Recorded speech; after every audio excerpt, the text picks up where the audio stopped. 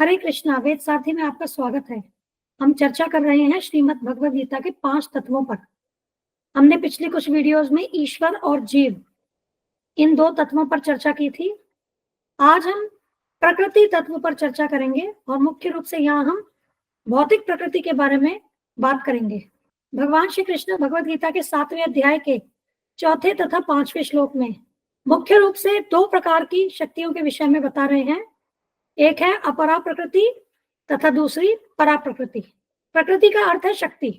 भगवद गीता 7.4 ये श्लोक इस प्रकार से है, भूमि रापो नलो वायु खम मनो बुद्धि रेवच अहंकार इति यम में भिन्ना प्रकृति अष्टधा। भगवान श्री कृष्ण कहते हैं, पृथ्वी जल अग्नि वायु आकाश मन बुद्धि तथा अहंकार, ये 8 प्रकार से विभक्त मेरी भिन्ना अपरा प्रकृतियां हैं।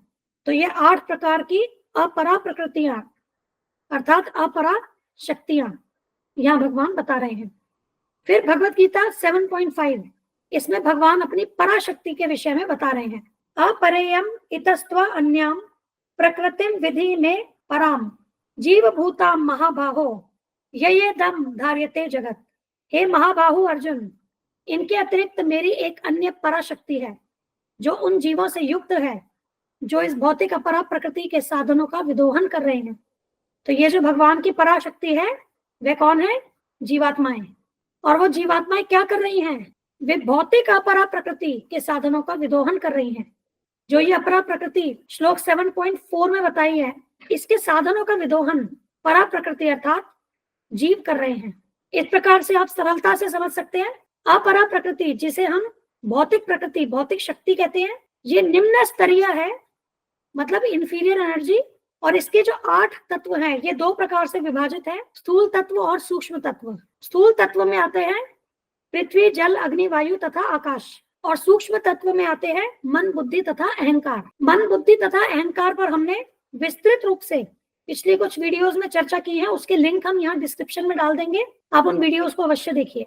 और दूसरी प्रकृति जो भगवान की है वो है परा प्रकृति, जो कि उच्च स्तरीय प्रकृति है, सुपीरियर है, आध्यात्मिक शक्ति, और इसके अंतर्गत सभी जीव आते हैं।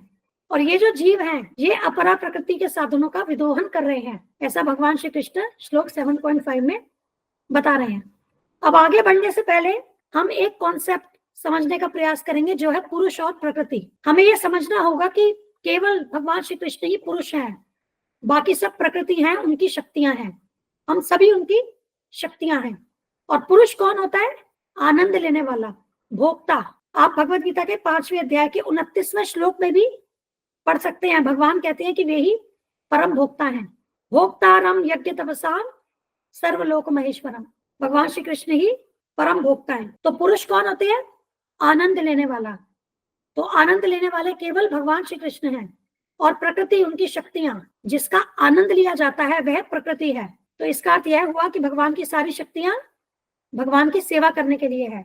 तो कृष्ण शक्तिमान है, कृष्ण परम भोक्ता है, और बाकी सब उनकी शक्तियां हैं। श्रीमद् भगवद गीता के एक व्याख्यान में श्रील प्रभुपाद पुरुष और प्रकृति के विषय में इस प्रकार से बताते हैं कि पुरुष का अर्थ है भोक्ता और प्रकृति का अर्थ है वह जिसे भोगा जाए। भोग के लिए 2 वस्तुएं आवश्यक है, एक है भोक्ता तथा दूसरा वह जिसे भोगा जाए। उदाहरण, जब हम कुछ खाते हैं तो खाने वाला भोक्ता होता है और खाद्य पदार्थ का भोग किया जाता है। ठीक है, तो यहाँ भौतिक संसार में जीवात्मा हालांकि स्वभाव से भोगने योग्य है। तो हम जो जीवात्माएं हैं, हमारा वास्तविक स्वभाव क्या है? हम भोगने योग्य हैं, हम भगवान के सेवक हैं, किंतु अज्ञानता के कारण हम भोक्ता होने का दावा कर रहे हैं, और यही हमारा रोग है। और एक और व्यवहारिक उदाहरण श्रील प्रभुपाद यहाँ दे रहे हैं कि जैसे पुरुष और स्त्री, पुरुष भोक्ता है और स्त्री को भोग्य माना जाता है। तो जो भोगा जाए वह प्रकृति है या स्त्री है, और जो भोक्ता है वह पुरुष है। तो परम भोक्ता जो है वे भगवान श्री कृष्ण हैं।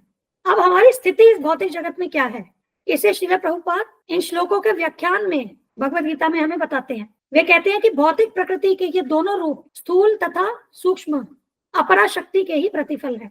तो ये जो हमने पृथ्वी अग्नि जल वायु आकाश की बात की, तथा मन बुद्धि अहंकार, ये अपरा शक्ति का हिस्सा है। और जीव अपने विभिन्न कार्यों के लिए अपरा शक्तियों का विदोहन कर रहा है। और जीव स्वयं कौन है? जीव भगवान श्री कृष्ण की पराशक्ति है, और इसी पराशक्ति के द्वारा ही यह संसार कार्यशील है, क्योंकि यह पराशक्ति चेतन है, ये उत्कृष्ट शक्ति है।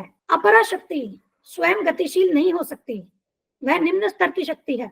तो जो उच्च स्तर की शक्ति है पराशक्ति, वह इस अपरा शक्ति से बने जगत को गतिशील बनाए हुए है।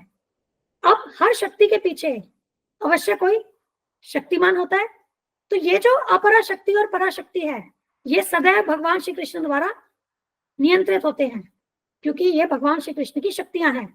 अब हमारी यहाँ जीव की परिस्थिति क्या है? वास्तव में हमारा कोई स्वतंत्र अस्तित्व नहीं है, परंतु स्थूल तथा सूक्ष्म अपरा शक्ति का उपभोग करते हुए हमारा वास्तविक मन तथा बुद्धि की विस्मृति हो जाती है और हम माया के प्रभाव में आ जाते हैं और अहंकारवश सोचते हैं कि मैं ही पदार्थ हूं और सारी भौतिक उपलब्धि मेरी है। मतलब जो हमारा वास्तविक आध्यात्मिक स्वरूप है, जीवेर स्वरूप है कृष्णेर नित्यादास, हम इस बात को भूल जाते हैं और हमें लगता है I am the product of this material creation and all these material things around me is for my enjoyment. मतलब हम स्वयं को ये शरीर मानने लगते हैं और यह शरीर जो है यह स्थूल तथा सूक्ष्म अपरा शक्ति से बना है। ये जो भौतिक शरीर है, जो हमारा स्थूल शरीर है जिसे हम देख सकते हैं, ये शरीर जो है ये अपरा शक्ति पृथ्वी अग्नि जल वायु आकाश से बना है। और इसी स्थूल शरीर के भीतर आत्मा का एक और आवरण है जो है सूक्ष्म शरीर, जो प्रकृति के सूक्ष्म तत्वों से बना है, मन बुद्धि तथा अहंकार।